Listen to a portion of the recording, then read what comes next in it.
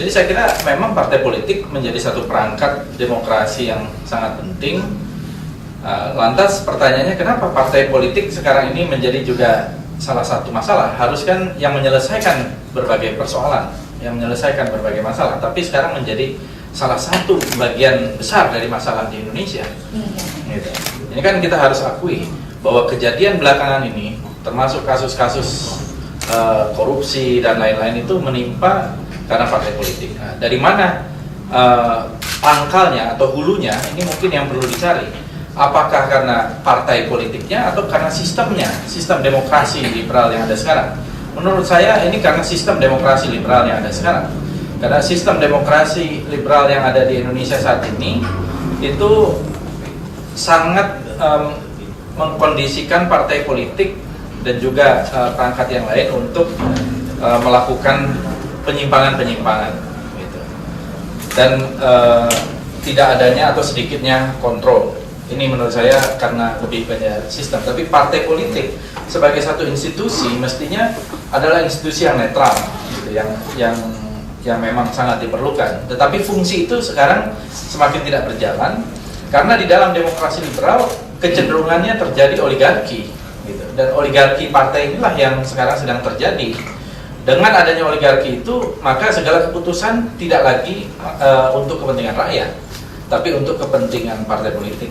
Atau di dalam partai politik itu ada kepentingan elit-elit partai, atau bos-bos partai, atau pemilik partai politik. Gitu. Ini yang saya kira terjadi. Nah, bagaimana cara untuk menghancurkan oligarki partai?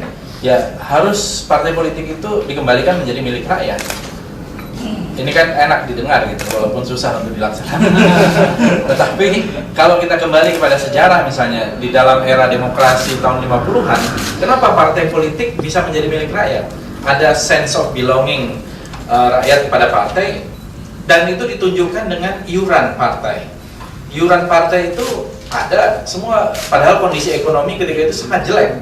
Tapi rakyat mau, anggota konstituen dari partai Masyumi kah, NU kah, partai PKI atau partai PNI, semuanya mau menyumbang untuk partai karena merasa partai ini akan memperjuangkan aspirasi mereka dan membawa keadaan negeri itu akan lebih baik. Tapi sekarang saya kira hampir di antara 10 partai ini juga hampir tidak ada yang konstituennya itu menyumbang gitu. Yang ada akhirnya masing-masing itu menjadi, ya misalnya ada satu kemarin pengusaha mengatakan saya akan membiayai semua caleg. Apa artinya itu? Ya, secara demokrasi apa artinya itu? Ya, ini kan menurut saya keluar dari konsep demokrasi. Jadi partai politik menjadikan alat, semata-mata alat untuk kepentingan yang kita tidak tahu kepentingannya, tentu saja macam-macam. Ya, ada kepentingan mungkin untuk memang memperbaiki yang paling positif. Ada juga kepentingannya untuk merebut kekuasaan, tapi kekuasaannya untuk apa gitu? Ini yang salah satu caranya adalah mungkin demokrasi kita sekarang ini harus dievaluasi, karena demokrasi liberal yang seperti ini tidak pernah membawa kita kepada kesejahteraan. Memang juga hampir tidak ada negara karena demokrasi juga menjadi sejahtera, juga tidak ada gitu. Tetapi demokrasi yang jati diri Indonesia ini kan harusnya demokrasi yang sesuai dengan kultur, dan demokrasi yang kultur sebetulnya ya gotong royong. Demokrasi politik hanya menekankan kepada kebebasan, kemerdekaan setiap individu. Demokrasi ekonomi lebih mengarah pada persamaan dan akses terhadap wealth gitu. Tetapi seperti kata Bung Hatta, harusnya demokrasi kita ini gabungan dari demokrasi ekonomi dan gabungan dengan demokrasi politik. Jadi bukan hanya demokrasi politik saja, bukan hanya demokrasi ekonomi saja, tapi gabungan demokrasi ekonomi dan demokrasi politik itu menjadi demokrasi sosial. Jadi pada dasarnya demokrasi kita harusnya adalah demokrasi sosial yang berdasarkan gotong royong. Ya, ini yang menurut saya kita semakin jauh dari prinsip-prinsip demokrasi itu, karena demokrasi itu harus didasarkan pada local genius juga, sesuai dengan kondisi masyarakat dan kultur masyarakat. Nah, untuk itu ya tentu saja saya kebetulan mewakili Partai Gerindra, kita ingin exercise antara lain dengan membuka pendaftaran calon anggota legislatif secara terbuka misalnya gitu ya. Kuota udah tutup tuh, masih banyak? Masih sampai tanggal 12.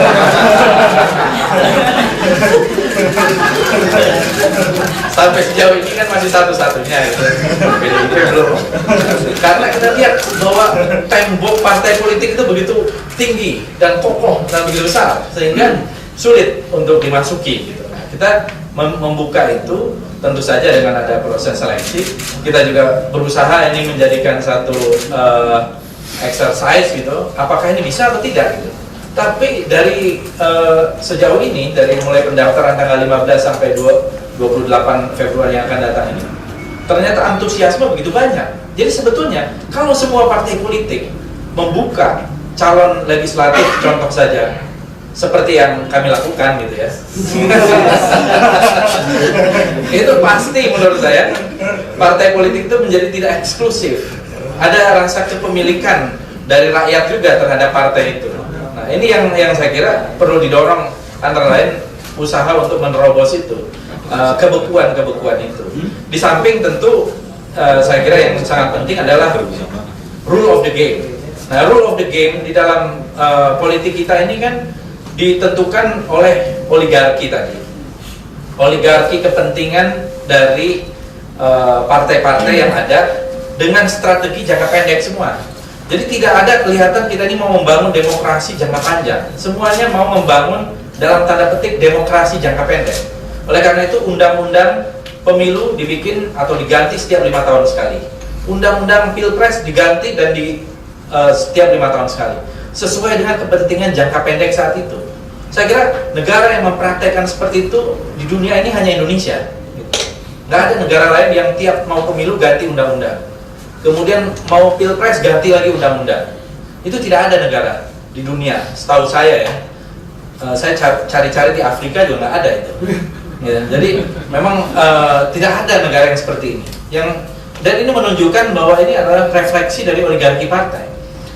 Oleh karena itu, misalnya kita sistem, ini kan masalah sistem pemilu proporsional, distrik dan sebagainya. Harusnya ini kan menjadi agenda di abad ke-20 yang lalu, bukan abad 21 sekarang gitu.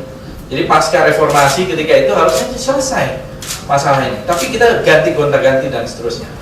Dan masih bingung mau menentukan sistem apa. Ya, jadi kita juga masih galau gitu dengan demokrasi kita ini seperti apa, karena demokrasi kita itu dikungkung oleh kepentingan-kepentingan jangka pendek. Dan kepentingan jangka pendek inilah yang menurut saya akhirnya merusak demokrasi. Jadi demokrasi itu dikebiri sedemikian rupa, bahkan bukan hanya dikebiri, di dalam prakteknya yang kelihatan prosedural itu sesungguhnya adalah demokrasi kriminal. Saya menyebut itu, mempopulerkan itulah. Prakteknya adalah demokrasi kriminal. Dan ini yang terjadi sekarang ini, bahwa demokrasi, di dalam demokrasi kriminal itu kita tidak melihat ada kesejahteraan rakyat. Yang ada adalah kesejahteraan elit, kesejahteraan partai mungkin ya, kesejahteraan orang-orang tertentu. Dan kita lihat aja Gini coefficient kita 0,41, berarti kita makin terjadi kesenjangan. Nilai tukar petani juga makin rendah, 100 sekarang ya Pak Arif. 100 artinya petani tidak dapat apa-apa, kerja bakti. Nah, sehingga untuk apa kita berdemokrasi seperti ini?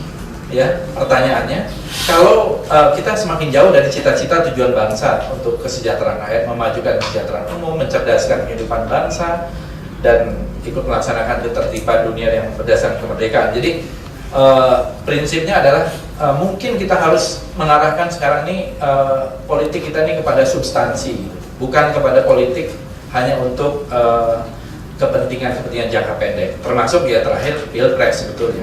Untuk pilpres itu harusnya ya jangan ngotot 20%. Kita tahu kan bahwa 20% itu dulu untuk menjegal Pak SBY dilakukan oleh dua partai besar pada waktu itu. Nah, tapi ternyata yang lolos adalah justru Partai Demokrat yang mengusung Pak SBY. Ya, pada waktu pemilu 2009 yang lalu. 2004. Dua partai itu mana? Hah? Dua partai. Ya, dua partai.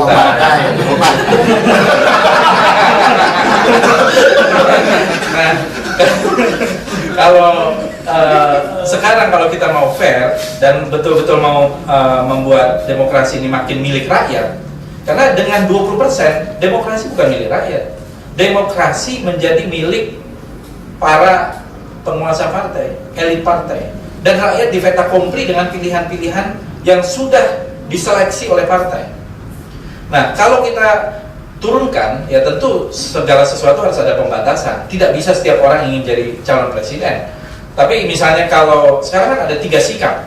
Pertama yang meminta 20%, ada yang meminta sesuai dengan parliamentary threshold 3,5% ya termasuk Gerindra, ada yang meminta 0% P3 ya. Nah, kalau kita lihat 0% juga masuk akal. Kenapa? Partai peserta pemilu berhak mencalonkan. Berarti hanya ada 10 peserta pemilu yang boleh mencalonkan. Berarti sebanyak-banyaknya ada 10 capres-cawapres. Kalau 3,5%, kita akan lihat nanti hasilnya di 2014. Kalau ada 10 partai lolos semua di atas 3,5%, berarti bisa 10 calon. Tapi kalau yang lolos hanya 6 itu berarti paling banyak 6 calon. Nah, kalau 20%, berarti kita dipaksa untuk koalisi, dan koalisi itu transaksional. Jarang koalisi yang tidak transaksional gitu. Kecuali kemarin waktu Megawati Prabowo, saya kira bukan transaksional ya. Ideologis. Itu ideologis. Masuk barang itu. Jadi kalau kita serius, mengembalikan demokrasi untuk rakyat, menurut saya yang rasional itu 3,5% itu sangat wajar, sehingga akan banyak calon alternatif. Banyak itu ya maksimum 6 itu menurut saya, atau 7 gitu ya, calon alternatif. Ya siapa tahu misalnya calon presiden siapa, Pak Arief Budimanta bisa calon wakil presiden. Artinya dari yang kalangan muda juga semakin banyak peluang gitu. Dan ini menurut saya tidak lagi orang yang sama. Bahwasannya nanti rakyat akan memilih siapa, ya itu kita tentukan pada rakyat. Tapi jangan rakyat di fait accompli hanya oleh pilihan-pilihan itu. Nah, kalau saya ngomong begini bukan berarti Gerindra takut 20%, bukan.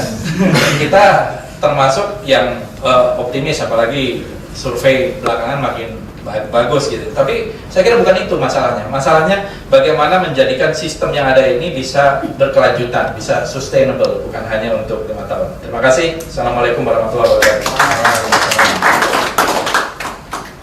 Terima kasih pada Bang Fadli, banyak sekali pikiran-pikiran yang saya pertanyaan sahabat-sahabat. Saya harapin Pak Nelson jawab ini. Oke, terima kasih. Pertama, saya agak berbeda juga dengan Pak Kristianto Wibisono tadi, yang mengatakan bahwa karena, dan saya kira sudah dijawab juga oleh Pak Lukman, kalau kita lihat soal presiden yang hanya didukung oleh partainya yang 21% itu, tetapi harus membentuk setgap. Saya pikir memang itu tidak perlu sama sekali. Itu mengkerangkeng diri sendiri gitu. Kalau kita lihat misalnya dalam kasus DKI ya, Pak Jokowi kan hanya sama Basuki hanya didukung oleh 2 partai, oleh Partai PDI Perjuangan dan Partai Gerindra. Itu total hanya 18%. Apakah hanya dengan 18% dukungan di DPRD DKI kemudian menyebabkan mereka tidak bisa bekerja? Nah, tesis itu sudah terbantahkan. Mereka bisa bekerja dan mereka bisa bekerja dengan lancar, dengan baik. Jadi akhirnya tergantung kepada kepemimpinan. Saya percaya bahwa yang paling penting itu ternyata apa yang dikatakan oleh Lee Kuan Yew dulu dari tahun 90-an. Ternyata yang penting itu adalah correct leadership and good governance. Artinya dengan adanya correct leadership, kepemimpinan yang ya benar, dan good governance, ya persoalan-persoalan itu relatif selesai. Ya, perdebatan termasuk tentang demokrasi, memang Lee Kuan Yew waktu itu mengatakan ya kita we don't need demokrasi, what we need is good governance and correct leadership gitu. Dan itu yang dilakukan oleh Singapura, dan sejauh ini Singapura kok ternyata ekonominya semakin baik, masyarakatnya tentu ada kekurangan-kekurangan, terutama dalam hal kebebasan di bidang politik. Ya.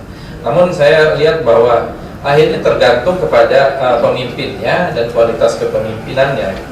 Termasuk misalnya di dalam menanggapi masalah partai ini ya, saya termasuk yang kemarin mengkritik Pak Harto saja tidak pernah, setahu saya, ini bukan partainya Pak Anton, setahu saya Pak Harto itu hampir tidak pernah pidato menggunakan baju kuning selama 32 tahun kecuali pada HUT Golkar ya, yang saya tahu. ikut Golkar pun Pak Harto nggak pernah maju. Iya, karena saya dulu pernah di Golkar juga gitu. Iya. Jadi saya rasanya nggak pernah lihat Pak Harto tidak pernah. Apalagi sebagai presiden atau sebagai ketua Dewan Pembina memakai baju sampai 3 kali pidato dalam 1 minggu urusan partai itu nggak ada. Pakai baju biru. Nah, pakai baju itu nggak ada.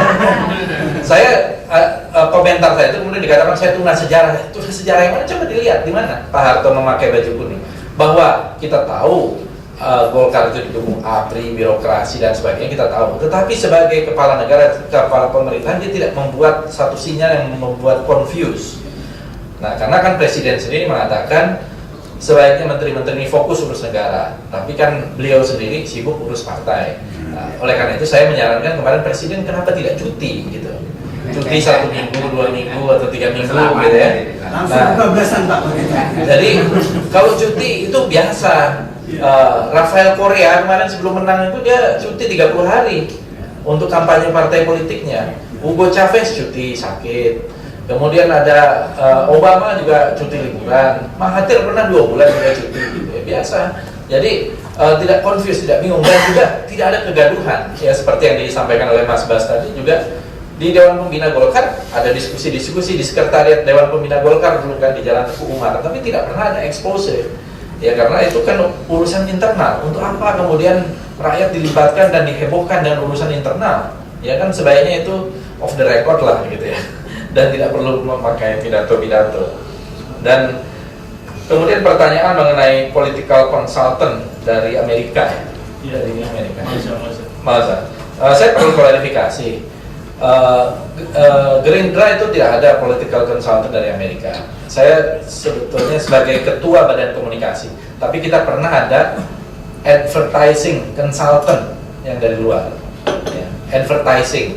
Ya sekarang kita udah bisa. Makanya waktu itu produk-produk iklan Gerindra kan cukup bagus. Ya, tapi yang membuat konsepnya juga saya dan kawan-kawan gitu. Yang membuat juga produksi lokal ya, PH lokal, tapi tidak ada political consultant. Karena political consultant apa dari Amerika? Ngerti apa Amerika soal politik Indonesia? Gitu. Mereka tidak ngerti apa-apa. Jadi ya Anda juga tadi bolak-balik nyebutnya Bill-Lidl dulu gitu. Ya kan? Ya kita masa harus dengerin semua apa kata Bill-Lidl? Ya, walaupun Bill-Lidl ya memang ahli Indonesia, tapi juga tidak sepenuhnya saya kira dia mengerti politik Indonesia. Gitu. Jadi saya perlu klarifikasi itu tidak ada political consultant karena saya kira yang paling memahami politik kita adalah kita sendiri. Orang Amerika ngerti apa politik Indonesia gitu. Jadi tidak ada itu. Kemudian saya ya Pak Anton tadi mengatakan, saya pikir ya Pak, kita banyak sekali yang selalu sebagai menanggapi satu situasi yang kadang-kadang tidak ada harapan dengan sesuatu yang mungkin jalan pintas gitu. Tapi pada ujungnya semua perubahan itu akan memerlukan partai politik dan akan memerlukan pemilu. Dalam revolusi, dalam kudeta pasti ujungnya setelah itu adalah pemilu. Ujung dari revolusi ya seperti Arab Spring ujungnya adalah pemilu juga. Akhirnya Mursi yang terpilih gitu. Jadi menurut saya partai politik dalam keadaan apapun memang diperlukan sebagai satu instrumen karena ini adalah satu alat untuk pengelolaan negara. Nah dalam konteks Pak SBY ini ya saya kira beliau ini kita sih berharap dalam kepemimpinan yang tinggal 1 tahun lebih ya kita berharap ya sudahlah fokus kepada apa yang bisa dilakukan karena saya juga sebagai kami sebagai pihak yang berada di seberang tidak di dalam koalisi itu kan bertugas untuk melakukan kritik ya tentu mendukung yang baik. Jadi memang benar tidak ada istilah sebetulnya oposisi atau koalisi seharusnya. Nah, kami juga begitu, kita untuk kebijakan pemerintah yang pro petani misalnya ya harus mendukung, tidak mungkin tidak mendukung. Jadi kita berkoalisi terhadap kebijakan yang baik, beroposisi terhadap kebijakan yang jelek gitu.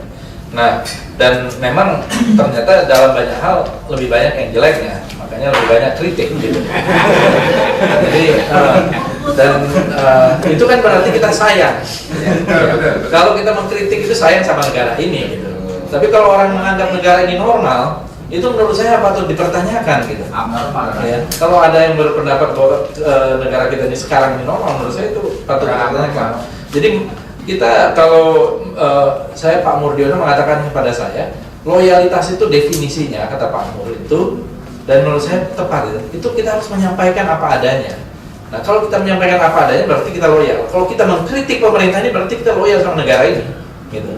Artinya supaya mereka on the right track, on the right direction gitu. Jadi kita juga ingin Pak SBY ini sukses sebetulnya. Supaya kalau Pak SBY sukses kan rakyat juga senang gitu. Apalagi kan beliau juga nggak naik lagi gitu ya. Dan menurut saya di Indonesia ini perubahan itu yang bisa atau yang mungkin adalah perubahan dari atas. Revolution from above, ya. Revolusi dari atas, bukan revolusi dari bawah. Kalau revolusi dari bawah yang terjadi itu amok, ya, kerusuhan, huru-hara, disorder. Jadi kalau perubahan dari atas, ya kita lihat Pak Jokowi ini bisa melakukan perubahan dari atas untuk skala Jakarta. Nah, kita butuh untuk sekarang ini perubahan dari atas skala Indonesia. Gitu. Nah, ini yang sedang kita perjuangkan gitu. Jadi revolusi kepemimpinan dari atas gitu. Karena kalau atas baik pasti ke bawah baik. Tapi kalau atasnya jelek pasti ke bawah jelek. Nah, apa yang terjadi kejelekan sekarang karena di atasnya semuanya jelek. Itu masalahnya. Terima kasih. Dijawab Pak. Nggak jauh. Tapi setidaknya udah ada Nyerempet ke sana. Silakan Mas Yos untuk Mudah-mudahan Mas Bud yang berani. Saya Pak Lukman udah pergi ya.